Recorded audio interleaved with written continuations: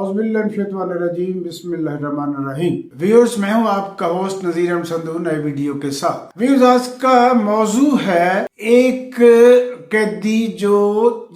قیدی جسے 14 سال سزا ہوئی تھی، وہ 2 سال میں ہی پوری کر گیا اور مکمل رہا ہو گیا قید پوری کرنے کے بعد۔ غالب نے کہا تھا، جو چاہے آپ کی نگاہ کرشمہ ساز کر۔ میں کہتا ہوں غالب کے ساتھ، معذرت کے ساتھ، جو چاہے جرنیل شاہی کی نگاہ کرشمہ ساز۔ ویورز، یہ صاحب کون تھے، کیسے رہا ہوئے، کیسے قید ہوئے، کیا مقدمہ تھا، کتنی سزا ہوئی، کب ہوئی، یہ میں ویڈیو کے آخر میں بتاؤں۔ فی الحال آتے ہیں کہ ماجرا کیا تھا، قصہ کیا تھا، کہانی کیا۔ محترم ویورز، یہ 2018 کی بات ہے۔ اس وقت پاکستانی فوج کے سربراہ تھے جنرل اشفاق پرویز کیانی۔ کہا جاتا ہے کہ آج کل وہ آسٹریلیا میں ہیں، ایک جزیرہ خرید رکھا ہے، دبئی میں بہت سے فلیٹس ہیں، دروغ برگردنے social media, land media.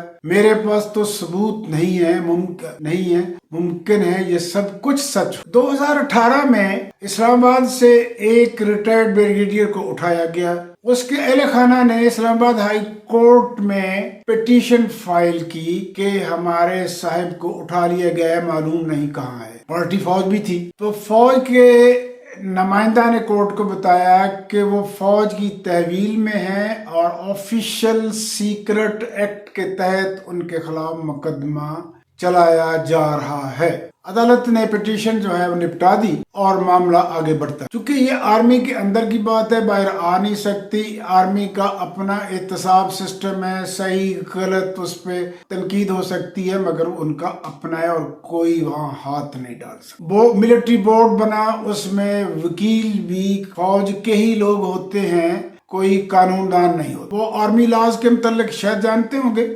Brigadier راجہ رضوان کے ساتھ ڈاکٹر وسیم اکرم کا ٹرائل ہوا۔ دوران انکوائری پتہ چلا لیفٹیننٹ جنرل جاوید اقبال جو بہاولپور کے کور کمانڈر تھے، وہ بھی اس کا حصہ ہیں اور ان پہ بھی الزام وہ سیکرٹ شیئر کی ہے غیر ملکی ایجنسیوں کے ساتھ۔ ٹرائل ہوا، کس طرح ہوا، کیسے ہوا، کون سیکرٹ باتیں اندر کی بات ہے، یہ باہر نہیں آئی۔ البتہ بورڈ کی اناؤنسمنٹس کے مطابق لیفٹیننٹ جنرل جاوید اقبال کو عمر قید جو 14 سال مقرر کی گئی سزا ہوئی، جبکہ ریٹائرڈ بریگیڈیئر راجہ رضوان کو سزائے موت اور ان کے ساتھی ڈاکٹر وسیم اکرم کو بھی سزائے موت۔ وہ دونوں صاحبان اس وقت جیل میں ہیں اور جو سزائیں انہیں ساتھ ملی تھی سزائے موت کے، وہ مکمل کر رہے ہیں۔ اس کے بعد انہیں پھانسی پر لٹکایا جا سکتا۔ وہ ابھی الگ ہیں، ان کا موضوع بھی الگ ہے۔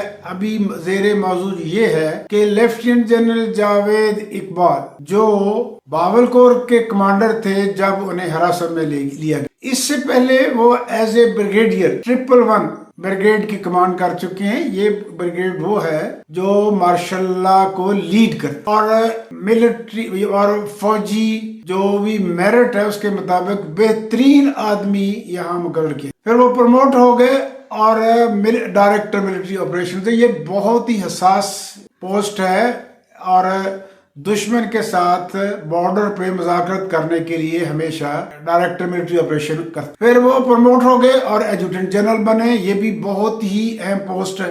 اس کے بعد کور کمانڈر بہاولپور، اور پھر گرفتار ہو گئے اور انہیں سزا ہو۔ اب سوال یہ ہے کہ کیا یہ سب کچھ درست تھا، نہیں تھا؟ اس پہ تو ہم بات نہیں کر سکتے، ہمیں معلوم ہی نہیں ہے۔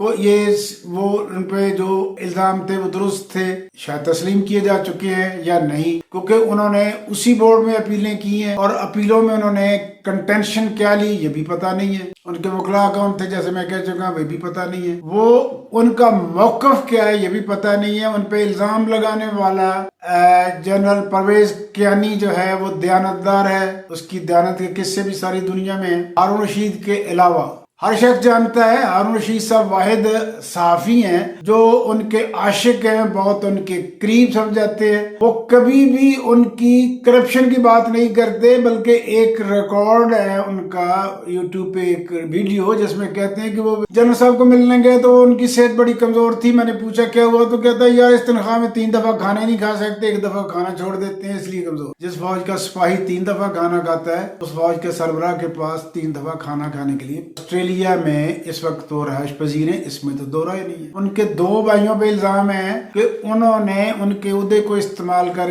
کے بہت مال بنایا۔ ایک بریگیڈیئر ریٹائرڈ تھے، وہ اپنے ادارے کو بھی چونا لگا کے 16 ارب کا، یعنی DHA کو بھی، لیکن وہ پھر بھی دیانتدار ہیں، پھر بھی ایماندار ہیں۔ چلے آگے بڑھتے ہیں۔ اب حیرت اس بات پہ ہوئی ہے کہ جنرل ریٹائرڈ ہو چکے ہیں، وہ جنرل جاوید اقبال جو ہیں انہیں سزا ہوئی تھی 14 سال، اور اب وہ رہا ہو چکے ہیں اور اڈیالہ جیل کے مطابق وہ اپنی سزا پوری کر گئے، اور یہ ان کا ڈیوریشن جو ہے وہ 2019 میں ان کو سزا ہوئی تھی، اور ڈیوریشن جو ہے وہ 2 سال سے زیادہ نہیں بنتا یا شاید اس سے بھی کم۔ جنرل باجوہ نے ان کی سزا کی توسیع کی تھی، ان کی دیانت کے قصے بھی تو آپ سب سن چکے ہیں۔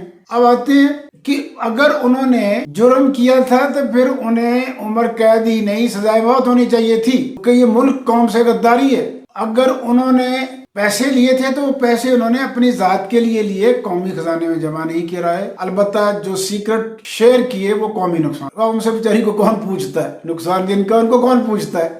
اب وہ صاحب بری ہو گئے۔ جب پوچھا گیا، پتہ کیا گیا کہ وہ بری کیسے ہو گئے، 14 سال میں اور 2 سال میں تو 12 سال کا فرق ہے۔ تو پھر بتایا گیا جی کہ انہوں نے اسی بورڈ کو اپیل کی تھی جنہوں نے 7 سال کر دی سزا، پھر انہوں نے اپیل کی تھی تو شاید 2-3 سال رہ گئی، 3.5 سال رہ گئی، اور اب وہ چونکہ 24 گھنٹے گنے جاتے ہیں سزا کے، اور اس کے علاوہ انہوں نے ان کا جو گڈ کنڈکٹ کنسیڈر کیا ہے تو وہ سزا 2 سال سے بھی کم بنتی، لہذا انہیں بری کر دیا۔ یہ بڑے لوگوں کا بڑا کھیل، ورنہ لوگوں کو کئی سال ہو گئے ہیں، ضمانت ہو چکی ہے، ضامن نہیں مل رہا، باہر نہیں آ رہے، عام آدمی بیچارہ، اور خاص لوگوں کی سزا 14 سال جو ہے وہ 2 سال سے میں پوری ہو جائے۔ کس طرف جا رہا ہے؟ تباہی ہو رہی ہے۔